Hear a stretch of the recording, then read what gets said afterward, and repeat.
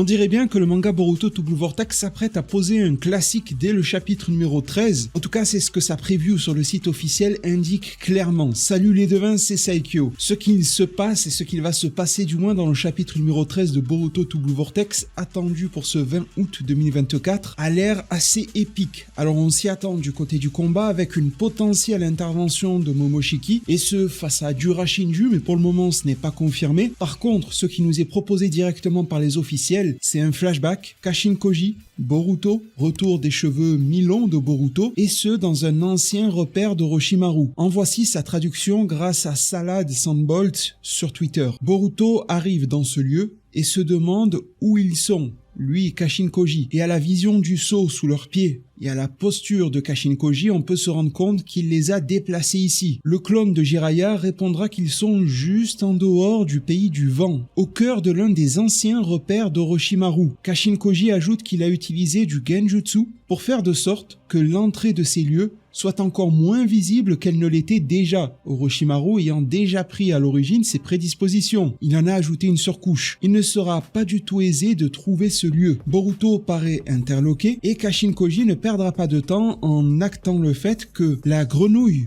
à laquelle Boruto a eu affaire est un outil ninja scientifique. Nous sommes dans un flashback, donc cela vaut pour la grenouille de l'époque. On peut supposer qu'il en était de même aux alentours des chapitres 3 et 4 de Boruto Double Vortex, et encore tout récemment, lorsque Boruto communique avec Kashin Koji dans le chapitre 12 à propos de Dura. Cela n'est pas confirmé, mais tente à indiquer que ces grenouilles également pourraient être des outils scientifiques ninja. Leur structure, selon Kashin Koji, est exactement la même qu'une grenouille, mais cela a été conçu artificiellement. Il ne précise pas si ça a été à l'aide d'Amado ou non. Par contre, la différence majeure, c'est que Kashin Koji peut les contrôler à distance avec son chakra. Et selon Kashin Koji, à cette époque-là du flashback, celle qui parle à Boruto n'est pas juste une grenouille, c'est lui, c'est Kashin Koji. Avant de se poser quelconque question concernant les Batraciens, Boruto va demander directement à Kashin Koji qui il est. « Me connais-tu » va-t-il dire. Donc on comprend que ces deux font connaissance. Kashin Koji prenant dans sa main le bout de masque qu'il pouvait mettre de temps à autre, très souvent dans la première partie de l'anime du manga Boruto, potentiellement pour lui rappeler qu'ils s'étaient rencontrés lorsque Boruto était jeune. On se rappellera notamment de la confrontation Konohamaru face à Kashin Koji. Il prend donc le risque de s'identifier comme celui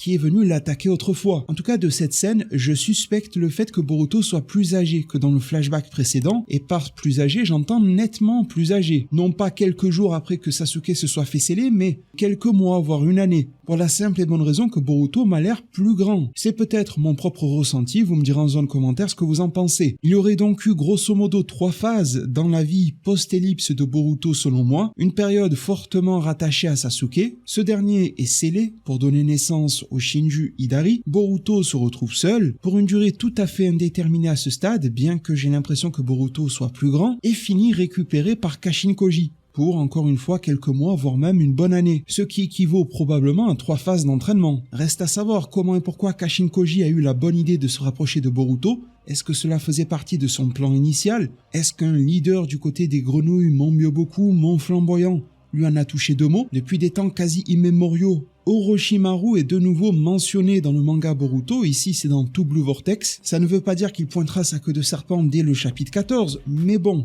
il est indirectement réintroduit dans le récit. Ça l'avait déjà été au préalable, on avait pu reconnaître ensemble lors de précédentes vidéos son repère. C'est désormais confirmé, et avec des personnages tels que les Otsutsuki, tels que les Shinju, tels que Amado, tels que Kashin Koji, remettre Orochimaru, peut-être pas au centre, mais en tout cas proche du cœur de l'histoire de Boruto Double Vortex, me paraîtrait cohérent. Les symboliques sont plus que multiples, que cela soit Kashin Koji vis-à-vis de Boruto. Quand on connaît le lien Jiraiya-Naruto, Orochimaru-Boruto résonnerait tout autant. Boruto est un petit peu la projection de Sasuke.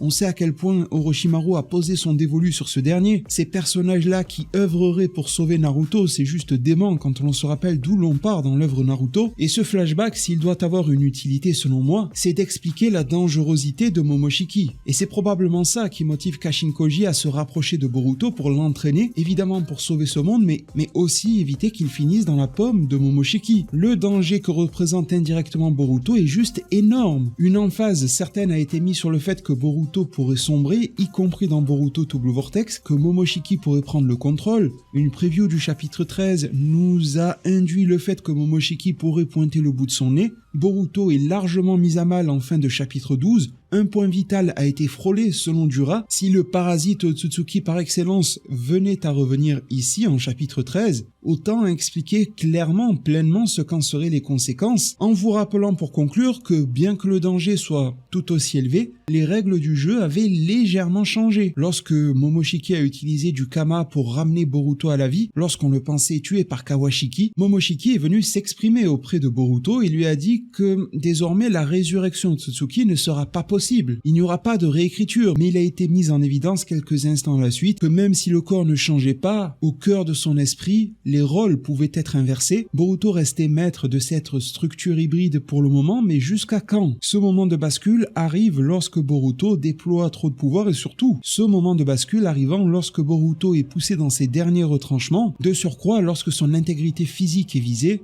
fragilisant plus que tout son esprit. C'est une potentielle dinguerie qui nous attend pour le chapitre numéro 13, à la fois côté action qu'explication. Ça me paraît quand même complexe de tout insérer à l'intérieur d'un seul chapitre. Faudrait probablement s'attendre à ce que le 14 vienne largement le compléter en plus de lui succéder. Les pouces bleus de votre part sont plus qu'attendus, mettez un pouce en l'air à cette vidéo, ça m'aidera énormément, merci vraiment pour tout, abonnez-vous, activez la cloche, ne rien rater en cette période me semble crucial pour les fans de Boruto to Blue Vortex, merci vraiment pour tout votre soutien, prenez tous extrêmement bien soin de votre futur, et à plus pour de prochains arts divinatoires.